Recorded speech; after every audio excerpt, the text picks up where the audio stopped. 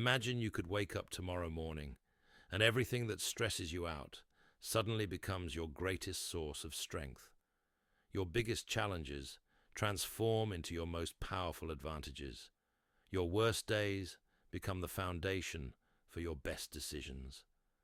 This isn't fantasy. This is what happens when you truly understand how to think like a Stoic. If only you practice and master these 9 counterintuitive strategies that will completely flip your relationship with adversity. These aren't the typical empty platitudes. These are practical, unexpected approaches that modern neuroscience is now proving the ancient Stoics got absolutely right. By the end of this video, you'll have a mental toolkit that turns every setback into a setup for something greater. But first, ask yourself this. How many times this week have you caught yourself saying, "Why me?" when something went wrong? How often have you felt like the universe is testing you specifically? If you're nodding right now, you're about to discover why that feeling might actually be your brain's way of preparing you for something extraordinary. The first unexpected way to turn adversity into advantage is the reverse gratitude method. Here's what most people get wrong about gratitude. They only practice it when things are going well. But the Stoics understood something profound. The deeper you can find meaning in your struggles, the more resilient you become to future challenges. Instead of being grateful for what you have, practice being grateful for what you're losing or have lost. This sounds backwards, but here's why it works. When the last emperor of the Roman Empire, Marcus Aurelius, lost his adoptive father, Antoninus Pius, instead of just mourning, he wrote extensively about how grateful he was for the lessons that loss taught him about impermanence and the preciousness of time. Try this exercise. Think about your current biggest problem. Now write down 3 ways this problem is actually preparing you for what comes next. What has this event taught you about yourself?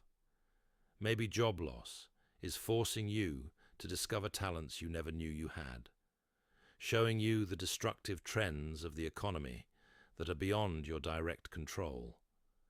Maybe relationship struggles are teaching you better communication skills, showing the red flags that can help you navigate your next relationship. Maybe financial pressure is developing your creativity and resourcefulness.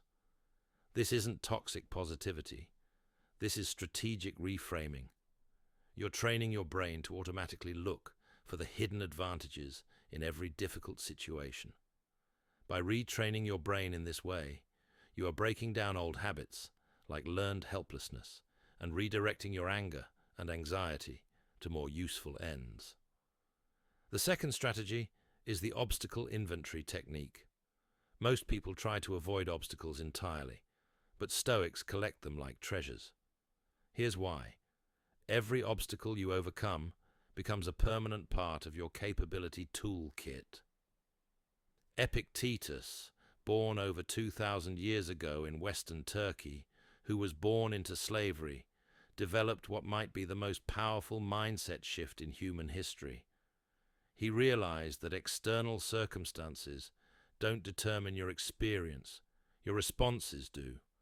But he took this further. He actively sought out difficult situations because he understood they were the fastest way to build unshakable inner strength. Create an obstacle inventory. List every major challenge you faced in the last 5 years. Next to each one, write the specific skill, insight, or strength you developed because of that challenge. You'll start to see a pattern. Your obstacles haven't been random punishments. They've been a customized training program designed specifically for your growth. How do you know this to be true? You're still here, still alive. None of those challenges were enough to best you. You may have felt broken afterwards, but you only needed time to rest and heal. Ultimately, you won out over all your past challenges. Now here's the advanced move. Start deliberately choosing harder challenges, not recklessly, but strategically. If public speaking terrifies you, sign up for a presentation. Afraid of your neighbors? Start volunteering. Each obstacle you choose to face makes you stronger for the ones life throws at you involuntarily. The third method is the future self-consultation. This technique leverages something psychologists call temporal distancing. When you're in the middle of a crisis, your perspective shrinks to the immediate pain. But Stoics mastered the art of zooming out. Seneca regularly practiced imagining himself as an old man looking back on his current challenges. This gave him incredible clarity about what truly mattered and what was just temporary noise. Here's how to apply this. When you're facing adversity, mentally fast forward 10 years. Imagine your future self, wiser, stronger, more experienced, giving you advice about your current situation. What would that version of you say? How would they handle it differently? This isn't just imagination. Neuroscience shows that thinking about your future self activates the same brain regions involved in thinking about other people. You literally gain an outside perspective on your own life.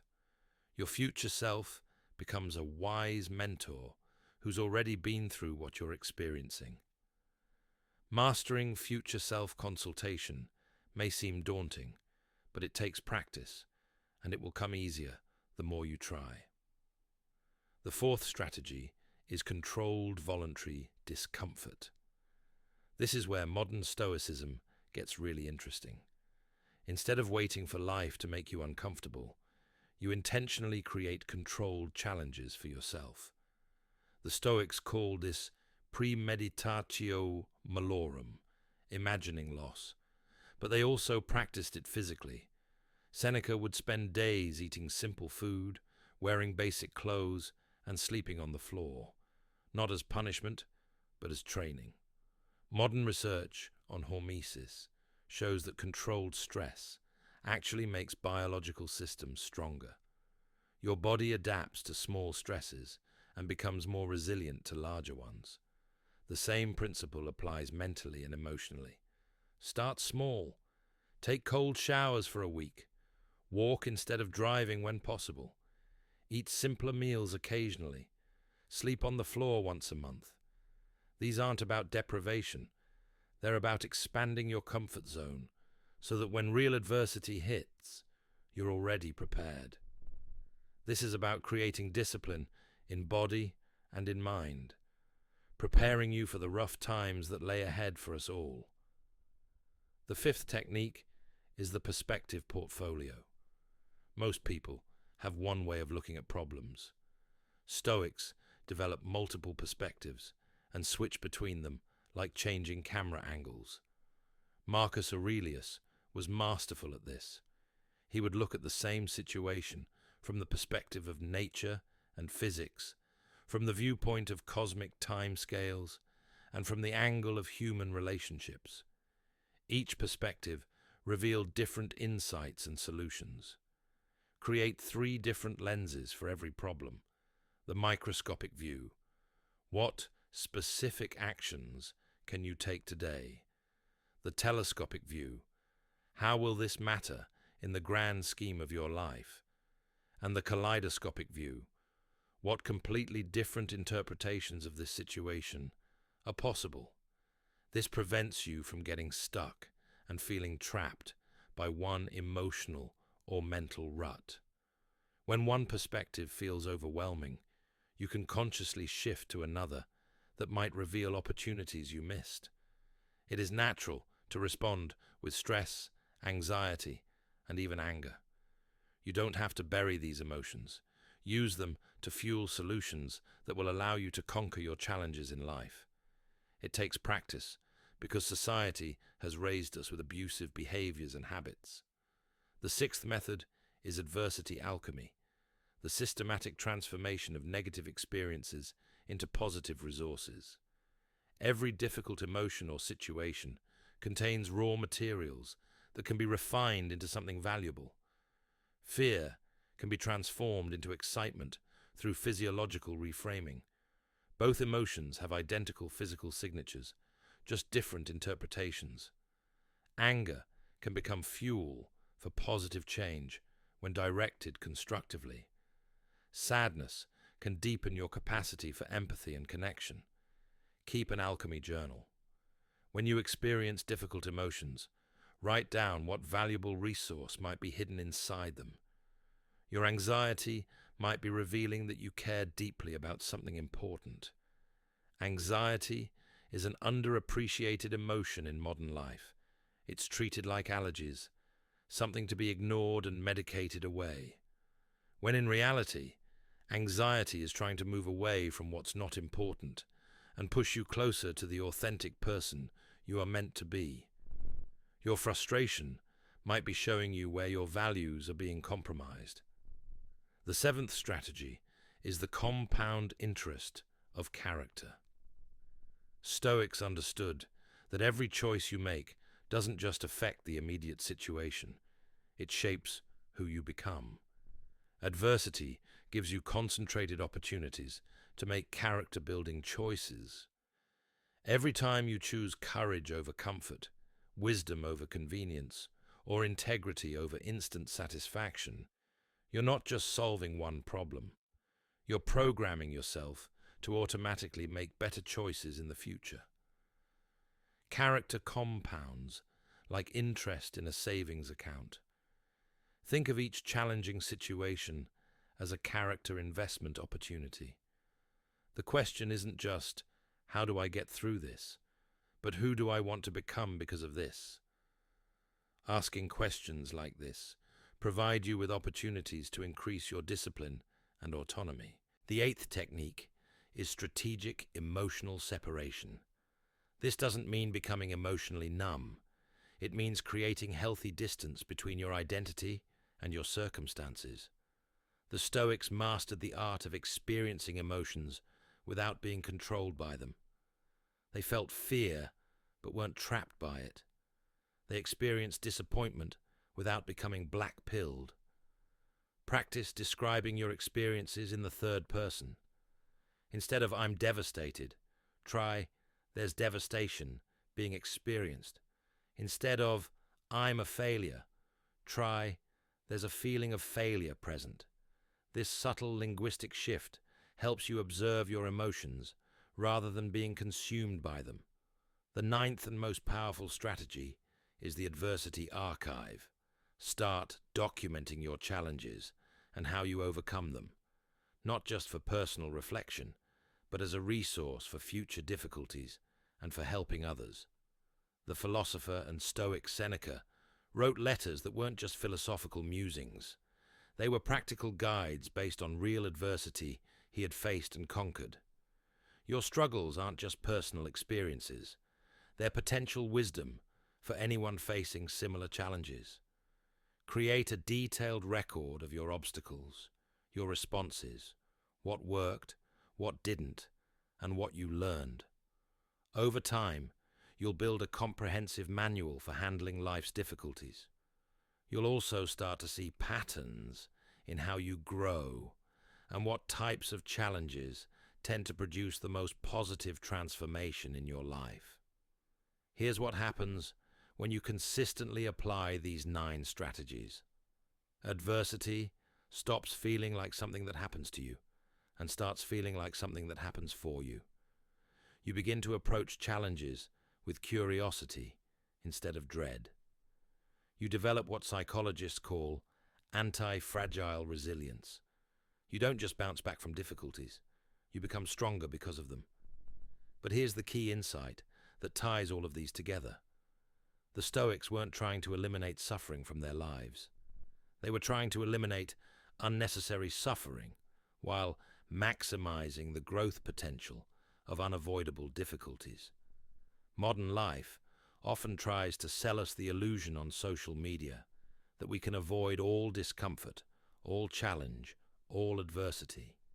Living the dream is a saying that not only isn't realistic, but is harmful. It creates a weak people. But the Stoics knew This was not only impossible, but undesirable. Adversity isn't a bug in the human experience. It's a feature. It's the mechanism through which we develop our greatest capacities. The question isn't whether you'll face challenges. You will. The question is whether those challenges will make you stronger or just make you tired and develop bad coping skills. Whether they'll develop your character or just drain your energy. Whether they'll become stepping stones or stumbling blocks. Every single one of these 9 strategies requires practice. Start with one that resonates most strongly with you. Apply it consistently for a week. Notice how it changes not just how you handle difficulties, but how you think about them entirely.